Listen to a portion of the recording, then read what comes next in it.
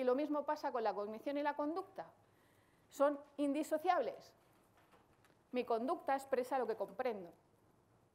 No puedo separar lo que sé de lo que hago. ¿Vale? Y eso es lo que me hace indisociable y es lo que me permite una enorme adaptabilidad. Vale. Bueno, todavía no he empezado a hablar de neurodesarrollo, ¿eh? Entonces, esto es lo que os decía, que el ambiente modula la expresión de esos genes y nos hace una persona única con una percepción y experiencia personal única. ¿Y qué pasa? Que esas habilidades también nos hacen más vulnerables. Somos muy adaptables, pero en un primer momento de la infancia también somos más vulnerables, porque cuando el cerebro está sin construir es más delicado, como decía mi sobrina cuando era pequeña, ¿vale? Es que la abuela es muy delicada, tía, decía. Pues el cerebro de un recién nacido es muy delicado, ¿vale? Y esas experiencias pueden cambiar nuestro genoma en forma positiva, si la experiencia es positiva, y también en forma negativa. No voy a insistir en esto porque también podríamos estar 5 horas hablando de este tipo de cosas, ¿no? Pero sí que cuanto más temprana sea una experiencia, cuanto más intensa sea una experiencia y cuantas más veces se repita esa experiencia, más probabilidades va a tener en que sea durable, perdurable y sea para el futuro, ¿no? Y bueno, esto es un bonito trabajo fotográfico de este señor, Martin Schoeller, para National Geographic. Esta es la última revisión, pero es anterior el trabajo, en el cual nos muestra el melting pot que es Manhattan. Es muy difícil asignar, si es que tal cosa existe, una raza o una etnia a ninguna de estas personas, porque todas tienen un rasgo de otra raza o de otra etnia, si es que tal cosa existe.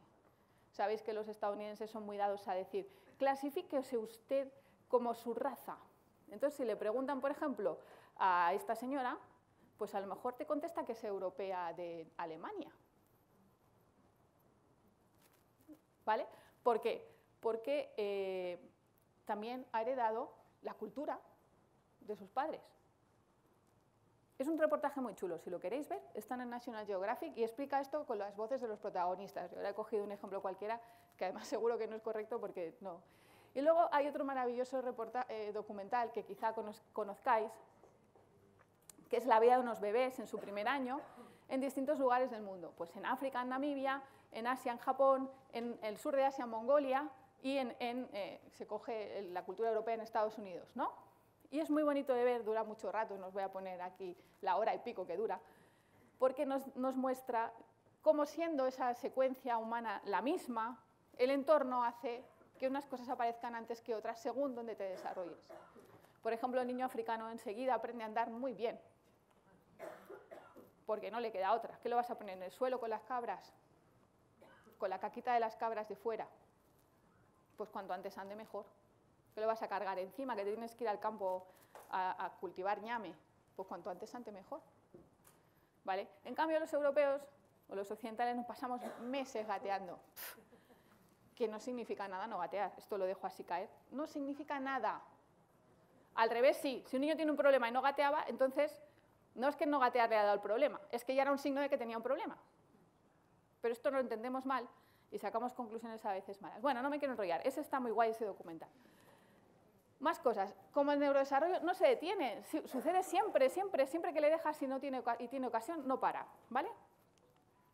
Y tiene tres reglas. Es secuencial, es uso dependiente y hay unos periodos críticos. Secuencial quiere decir ni más ni menos que se construye de abajo para arriba, el cerebro.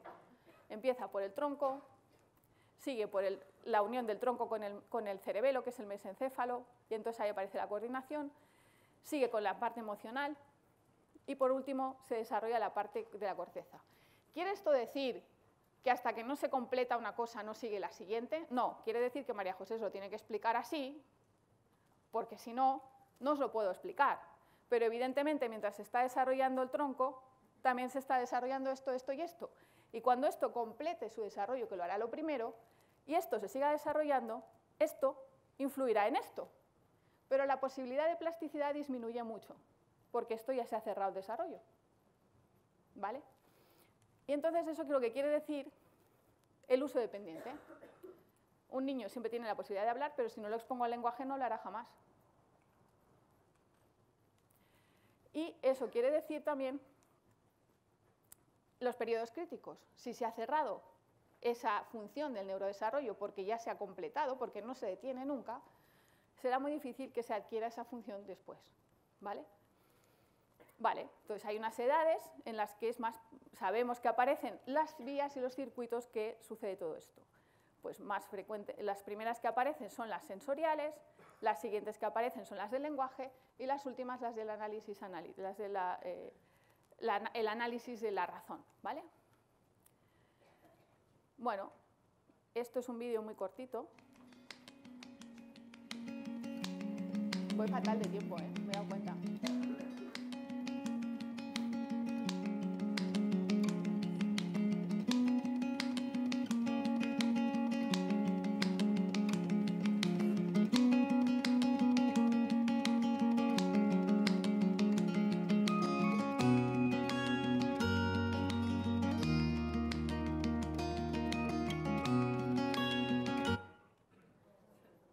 Eso es la vida. Yo de repente me he plantado con una edad que digo, yo no puede ser que tenga esta edad. O sea, no. Pues sí, la tengo. Bueno, la cuestión, que el neurodesarrollo es un proceso dinámico de crecimiento en el que hay un cambio anatómico y un cambio funcional, ¿vale? ¿Qué quiere decir que hay un cambio anatómico y funcional? Pues que nos crece la cabeza y que cada vez tenemos más capacidades, habilidades. Pero esto es muy importante y me gustaría que lo recordarais el resto de vuestras vidas. Y lo dramatizo para que lo recordéis. El neurodesarrollo no tiene ningún objetivo. El objetivo del neurodesarrollo no es ser adulto. El cerebro le importa un pimiento si es de mi edad, si tiene 20 años o si tiene 15 meses. El cerebro hace lo que puede con lo que tiene, porque lo que puede es sobrevivir. Y está diseñado para eso, para sobrevivir. Y en cada momento de mi vida, yo voy a actuar con lo que tengo. El resto lo ponemos los demás. Lo ponen los padres. No quiero que mi hijo cuando sea mayor sea futbolista como Messi. ¿Vale? Me parece una buena idea de futuro si a tu hijo le gusta el fútbol, pero eso no es lo que hace el cerebro. Tu hijo va a estar sobreviviendo hasta llegar a la edad de Messi y ya veremos. ¿Vale? Eso es lo que hace el cerebro. Se adapta para sobrevivir, nada más. Y esto vale cuando hay un problema y cuando no hay un problema. Si tú, mientras tu bebé está generando 1000 conexiones que no van a parar, porque os he dicho que esto no se puede parar, y tú estás mirando el WhatsApp, ¿es un problema la tecnología para tu bebé? Sí, pero ¿por qué? Porque tú, que eres su entorno, no estás donde tienes que estar. Oye, que el WhatsApp es el trabajo y es muy importante. Bien, pues dile algo a tu hijo, incluso si es muy pequeño, ¿qué más da? Se lo enseñas y lo cuentas con él. ¿Qué más da? Mira a mi jefe, qué tonto es. Al niño le da igual que le digas eso. No lo entiende. Pero estás haciendo un uso inteligente de la tecnología, incluyendo a tu hijo en tus cosas. Cuando pase una edad y sepa leer, no le dejéis lo mismo, ¿no? O sea, ¿vale? Pero mientras tú estás mirando el WhatsApp, si no le haces caso, él le va creciendo el cerebro. ¿Y qué ve? Pues no sé, ¿qué lo has puesto delante de Bob Esponja? Pues ve Bob Esponja. Entonces dejas que a tu hijo lo eduque Bob Esponja.